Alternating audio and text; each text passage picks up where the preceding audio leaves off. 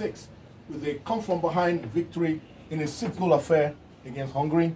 In cricket, Nigeria is out of contention in limited overs World Cup qualifiers, losing by 5 wickets to Hong Kong in their final group game. Lewis Hamilton needs just 4 points in the next race to claim another world title. England snapped Rugby World Cup losing streak against New Zealand at 3 to qualify for the final, where they'll play South Africa, who defeated Wales by 3 points. 2 homeboys won tournaments in tennis. Roger Federer stopped Alex de Minaur in 2 sets in Basel, while in Vienna, Dominic Thiem downed Diego Schwartzman by 2 sets to 1. And this is your #1 sports show on radio. My name is Dick Giovanto. Welcome to Sports Express, brought to you by MTN. Many thanks for joining us for Monday's edition of Sports Express, brought to you by MTN. It was an action-packed weekend. Here's international newsreel with Kingsley Alpan. Thanks, Deja. First story is from cricket, where the Nigerian team lost its 5th and 6th match at the ICC Men's T20 World Cup qualifiers over the weekend to stay bottom of the group among 6 other contenders. On Saturday, at the Zahid Cricket Stadium, Nigeria crashed to Ireland by 8 wickets, then went on to lose to Hong Kong on Sunday by 5 wickets, despite starting the match decently, so reaching 27 for 0 in 5 overs, opting to beat first. To golf, Tiger Woods made history on Sunday after winning the Zozo Championship in Chiba, Japan, claiming his 82nd career win on the PGA Tour. Woods is now tied with legendary golfer Sam Snead, who won 82 titles throughout his career, the most wins in PGA Tour history. To tennis, Roger Federer claimed his 10th Swiss indoors title after dispatching Alex de Minaur in emphatic fashion on Sunday. The 38-year-old, who was playing in his 13th consecutive final and 15th overall, needed just 1 hour 8 minutes to blow away the Australian 6-2-6-2, sealing it to 103rd ATP title in the process. Elsewhere, Vienna to be precise, Austrian top seed Dominic Thiem fought back from a set down to beat Diego Schwartzman in the final 3-6, 6-4, 6-3, adding the Erstbank Open crown to his 2019 cabinet. And to the ladies, Arina Zabalenka of Belarus secured her 3rd title of the year by defeating Kiki Bertin 6-4, 6-2 in the WTA Elite Trophy final in Zhuhai, also on Sunday. We drive off to Formula 1. 5-time world champion Lewis Hamilton produced the perfectly controlled and confident drive to claim the Mexico Grand Prix on Sunday. The 34-year-old Mercedes driver, aided by stand-in race engineer Marcus Dudley, amazingly made his tires last for 48 of the 71-lap race, a tire gambling feat which proved to be a masterstroke as he coasted to victory. Despite Hamilton's brilliant win, his wait for a 6th world title would go on to next weekend's United States Grand Prix after teammate and closest competitor Valtteri Bottas finished 3rd, with Ferrari Sebastian Vettel taking 2nd spot. And finally to the Rugby World Cup. After a 12-year wait, England have booked another World Cup final spot by producing a magnificent display to demolish 3-time world champions New Zealand on Saturday. The English side nailed a perfect 10 in a breathless first half and with their 19-7 win, outclassing the All Blacks, who had not lost a World Cup game in 12 years and had also won 15 of the past 16 games between the two nations. Eddie Jones' side will face South Africa in the final on Saturday after the Springboks came out top in their gripping semi-final encounter against Wales, beating the Wales side 19-16. All right, that's international news. We go to the NBA now, but everything is here. Some interesting results. Just rush through some of them. Phoenix Suns defeated LA Clippers 131-22. Miami Heat over Milwaukee Bucks 131-120. Required overtime. A certain Bam Adebayo had 19 points and 30 rebounds for Miami. Denver Nuggets edged Phoenix Suns 108-107. Memphis Grizzlies 1-point victory over Brooklyn Nets overtime 134-133. Portland Trail Blazers 121. Dallas 119. CJ McCollum had 35 points. Minnesota Timberwolves outstretched Miami Heat 116-109. LA Lakers over Charlotte 120-101. LeBron James 20 points and 12 assists. Anthony Davis 29 points and 14 rebounds in that game. Boston Celtics defeated Toronto Raptors 112-106.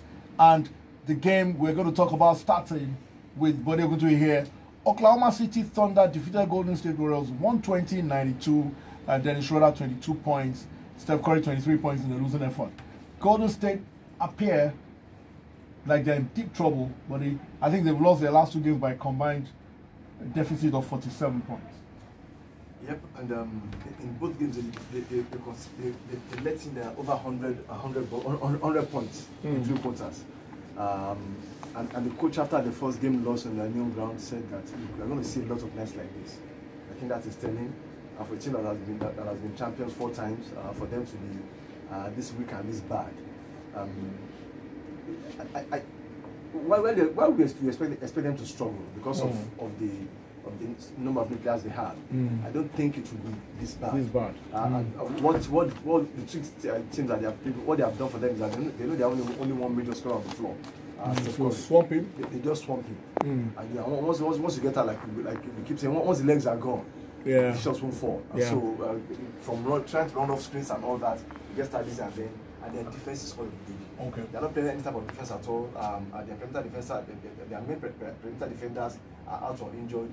The only main defender they have right now is Draymond Green, and there's only so much that they can do. Well, if you want more on Buddy's opinions on basketball, go to our YouTube channel, Sportvision NG. Go and subscribe. Hopes first episode is up there. Second episode will be coming tomorrow for you to enjoy. We'll tell you everything happening in the basketball field. Of course, Football Fantastic. The first 2 episodes are also there, and expect another episode this week. Sportvision NG, that's the channel on YouTube. Go there and subscribe. After the break, the Nigerian sports scene.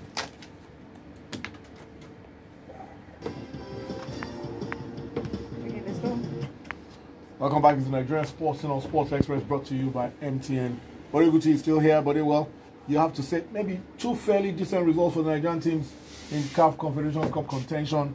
Rangers lost away at FC Kara 2-1 in Togo, and the 1 goal is a huge advantage for them that they managed to score. And Enyimba defeated TS Galaxy 2-0, managed not to concede a home goal, so that's good as well. You do feel that these 2 teams should be able to navigate through this round? I think so. I think they're halfway there. I can't see Enyimba losing by 3 goals.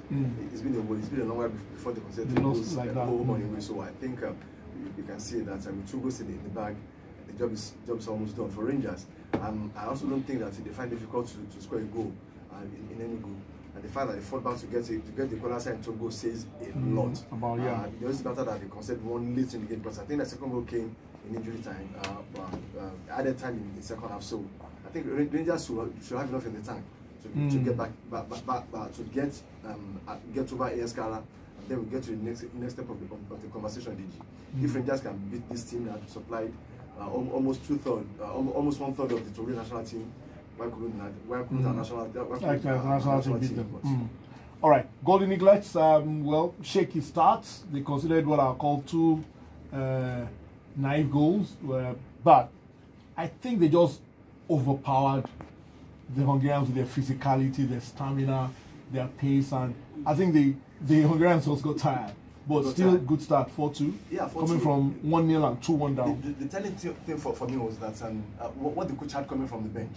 Yes, and I think if your bench is deep, because the first you can turn things around. You can turn things around. So that's what the rest of the world have brought to fair. When these guys, when they seem to be losing their way, what the coach can bring from the bench to turn things around. And the experience of that bench at this level. It's something else. All right, wait and see. They play tomorrow against Ecuador in their second game. When we return from the break, a record-breaking night for Leicester in the English Premier League. We'll be back.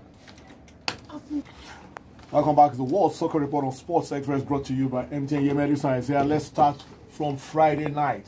English Premier League game, Southampton 0, Leicester 9.